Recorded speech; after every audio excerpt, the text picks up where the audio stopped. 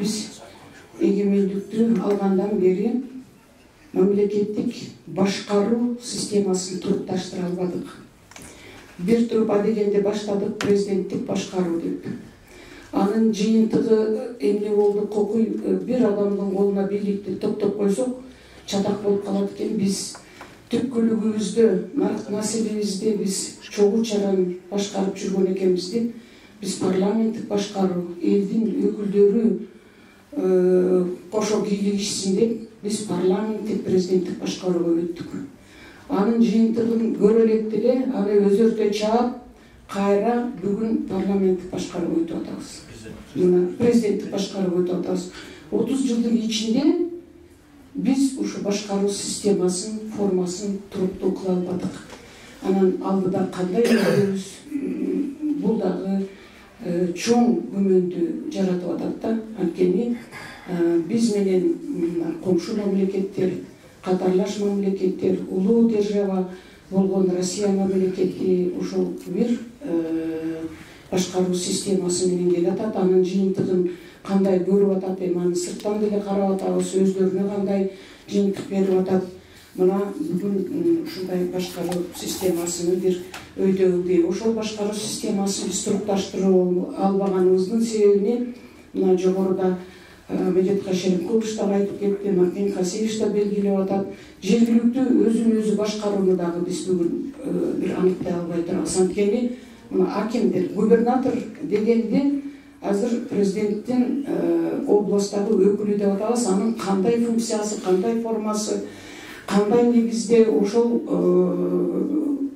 аймакта туруп алып эмнени чечет, эмнеге укуктуу, муну дагы биз бир мыйзамдуу түрдө бекитип албаганыбыздын себебинен мына бүгүн чек ара маселесинде, чек араны айрыкча ошо комшу мамлекеттер менен сүйлөшүү жүргүзүп атканда ким барат? Ош областы менен Жалал-Абад, Баткен, комшу Өзбекстан, Тажикстан менен сүйлөшүп атканда мэр барабы же губернатор барабы? Губернатордун болгону президенттин областтагы өкүлү деген гана эмеси бар экен. Ушуну бүгүнгө чейин аныктай албайбыз. Мына айыл өкмөттөрүнө чейин ошонун негизинде тең салмактуулук дагы жоголду. Менин эсимде 95-жылы бекенби Руханият ассоциациясы бир чоң жыйын уюштуруп, комшу мамлекет Ислам Каримовго ошо руханияттын чоң сыйлыгын берип, филармонияда бир чоң жыйын болгон. Ошондо топ жарып, биздин Рахат эжебиз чыгып алып сүйлөдү эле. Ошонун бир сөзү эсимде калыптыр да, мындай деп айткан: менин бир абам мынтип айткан дейт. Сталин берген байталды Хрущев келип кайра алды деп дейт. Силер дейт, Советтер Союзунун берген, аялдарга берген эркиндигин суверендүүлүк менен кайра шыпырып алдыңар деп. Анын дагы жөнү бар экен көрсө. Советтер Союзу кезинде аялдарды көтөрүү жагынан эч бир алдын атсалдырган эмес экен. Бирок тандоо жолу менен, жөндөмгө жараша. Эгерде сен кара жумушка жөндөмдүү болсоң, социалисттик эмгектин баатыры деп ошого чейин көтөргөн. Эгерде сенин билимиң жогору болсо, мамлекеттик кызматта тургансың. Эч болбосо райкомдун секретарларынын 3-чү социалдык секторду жетектеген аял болчу. Жогорку кеңешке чейин мына акын кубактарда Чоңконбек Амункевич, Бекбосо мырза, президенттин жанында отурасыңар. Бүгүн аялдардын укугун абдан чектедиңер. Бир мезгилдерде бир жыныстуу парламент болуп калды деп аялдардын квотасын киргизбеди. Андан кийин анын дагы жолун таптыңар, мырзалар. Анткени ошого ылайыктуу аялдарды баягы квотаны гана толтуруш үчүн алып келип туруп, анан тал кыйгандай шыпырдыңар. Кет деп, аялдар бул эме коомдун аялуу, назик эмес экен. А бүгүнкү күндө парламент жалгыз гана элдин өкүлү болгон ушул партиялык система менен гана шайланып келе турган, жалгыз аялдар келе турган парламент болчу. Бүгүн парламент экиге бөлүнүп турат. Бирөө бир мандаттуу шайланып келет, экинчиси партиялык система менен келип бир мандаттуу шайланып келетін округтардан бир даял шайланып келбейт, ага айтыш керек. Ал эми партиялык система менен келе турган жерге ушул квотаны ар бир үчүнчүсү аял болсун десе, ошол дагы макул болгон жоксуңар. Аялдардын ролу бүгүн турбай атат, эмне кылат? Кызматы болбосо, Ахматбек Элдибекович айткандай китеп окуп, казан аягын жыйнашып бүткөндөн кийин анан жамынып алып, кой ушуну дагы бир көрөйүнчү деп, батыштын идеологиясын бир тарабы алып атат, арабтардын идеологиясын экинчи тарабы алып атат. Бүгүн ушундай бир коркунуч пайда болуп калды. Ушул нерсени бир эске алсаңар жакшы болот эле. Идиреттүү, билимдүү, өзүнүн ою бар, өзүнүн принциби бар кыз келиндер азыр үйдө турат. Анан ыңгайлуу мындай ийкемдүү эмелер келип атат, алар оңой эле шыпырылып калып атат. Ал жерде өзүнүн ордун, өзүнүн эмесин тактай албайт. Бул бир. Анан кийин экинчи дагы бир мына коопсуздук деп айтып атасыңар. Бүгүнкү ушу тегерек столго дагы негизги тема кылып ошо коопсуздукту койгон кез.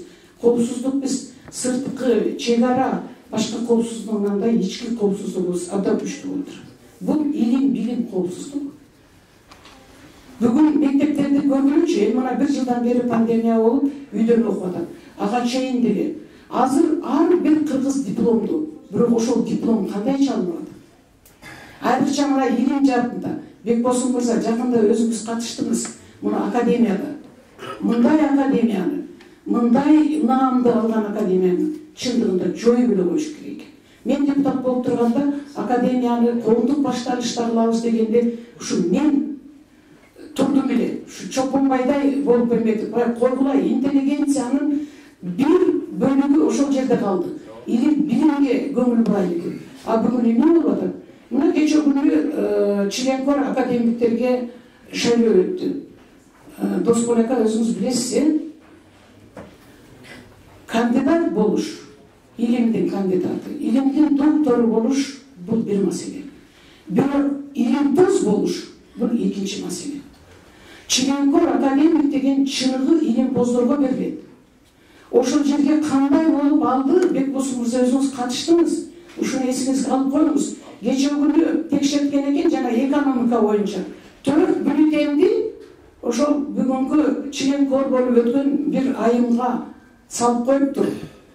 Ошол шайлоонун жыйынтыгын ачтырса, анан президент эмне деп айтатмыш? Эми коюңузчу, эми чыгарбай эле коюңузчу, эми буну алып койсок тиги атасы өлүп калбайбы деп. Атасы белгилүү киши да деп. Ушул дагы болобу? Ушундайга жеттикпи биз? Ал эми мектептердин, вуздардын эмесин айтпай эле коелу. Анан дагы бир нерсени, мына мен жанымда муфтияттын өкүлү отурат, мен ушу өтүнүп кетейин. Ушу силер бир жана фатваңарды чыгарып койгулачы. Мектептеги жана 1-класстын кыздарына сүйрөтүп, жана эмеңерди жаппай эле койгулачы.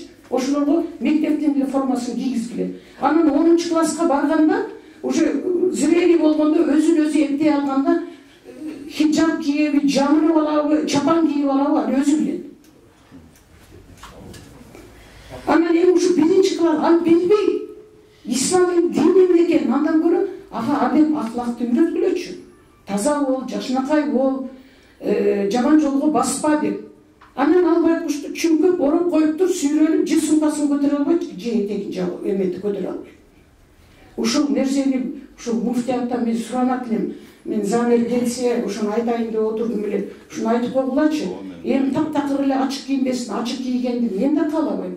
Бирок эми ошол 5-класска чейин дейсиңерби, же 7-класска чейин дейсиңерби? Ушуну дагы бир ким Чопонбек Алыкеевич, сиз эми идеологияны башка негизги сиздин ошол жерге барган критерийиңиз идеолог деп алып барды.